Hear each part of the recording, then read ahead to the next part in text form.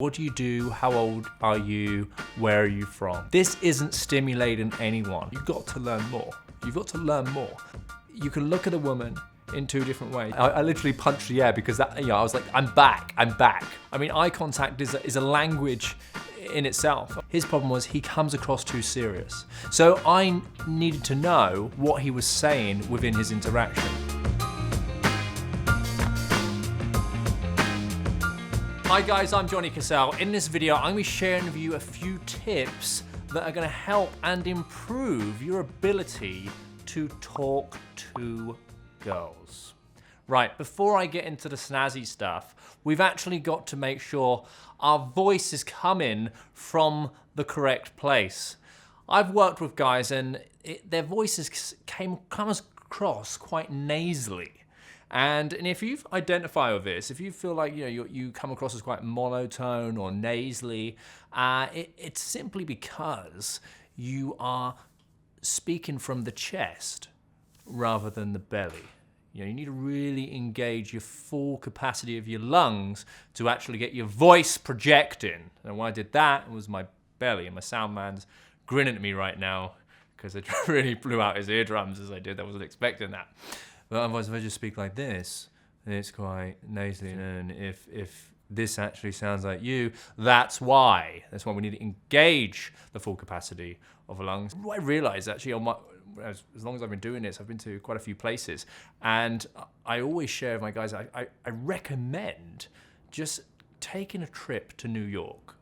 Because if you do identify with some of the things I've been saying just now, in terms of you are speaking from the chest and you're quite low and you just walk around like a little mousy kind of voice, go take a week in New York and see how you get on. I'm telling you, you will not even be able to order a coffee speaking at that decibel level, right? We need to raise those decibels up. Everyone in New York is speaking like this.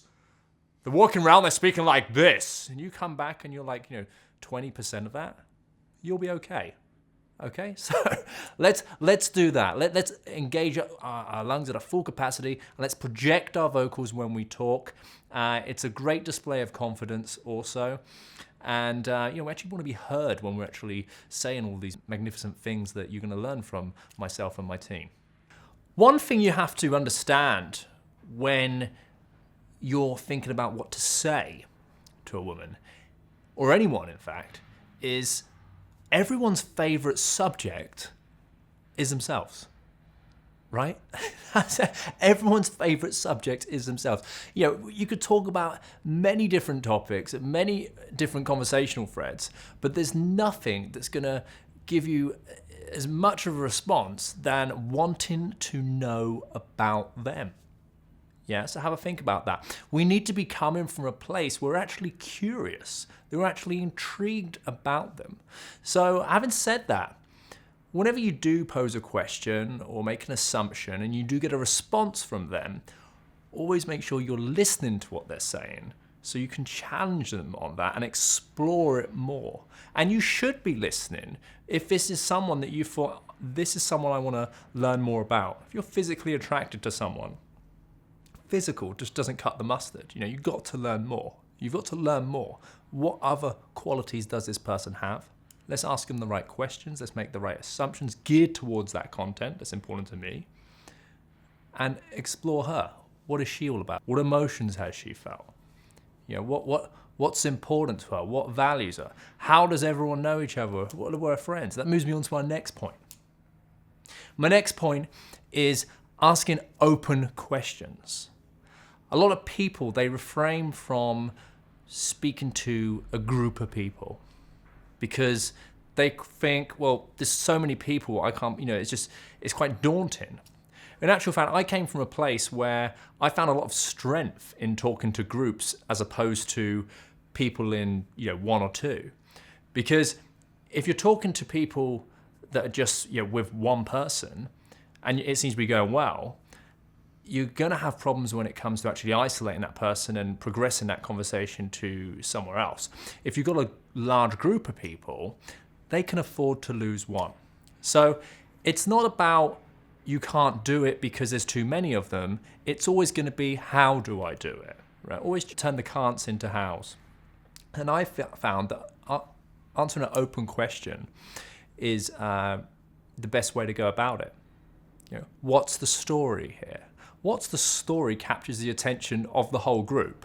It allows everyone to chip in. And again, everyone's got a story. What is everybody celebrating, right? Allow them to fill in the gaps. Again, it's a perfect one to capture everyone's attention. Start using open questions. My next point is things you should probably veer away from. And it's the obvious, really. Religion and politics. You know, these are quite a confrontational topic. I was out recently with a client and he told me his problem, this was before we even engaged in the in-field workshop side of things, is he told me his problem was he comes across too serious. So I needed to know what he was saying within his interactions.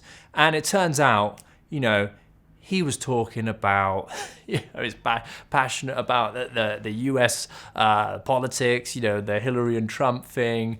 And it was quite intense, you know, to hear him have these conversations with people.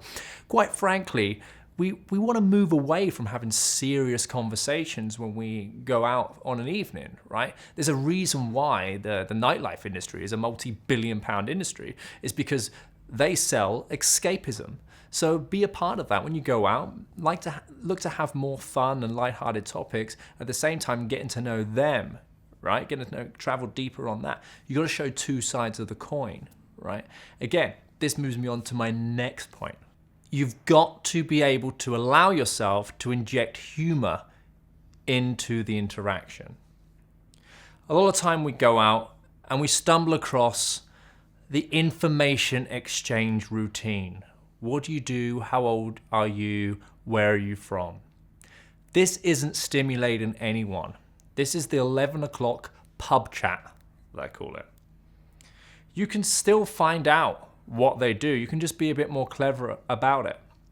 Quite frankly, if you start using this kind of stuff, what do you do, where are you from, you're triggering up a defense mechanism, right? I call it the yawn zone. It's like, oh, this again, right? So be a bit more creative and imaginative with this kind of stuff. If the question pops up, what do you do? Don't just give it to someone straight away. Make people earn for the vital, intimate information. If it comes up, what do you do?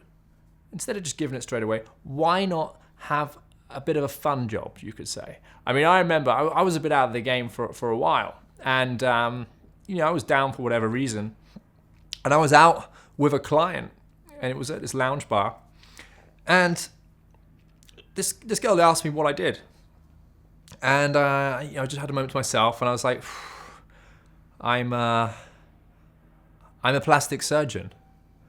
And she goes, what? I go, yeah. And my face just lit up because I automatically just started seeing where my mind was going, and it was going somewhere a bit creative. And she goes, yeah? I go, yeah.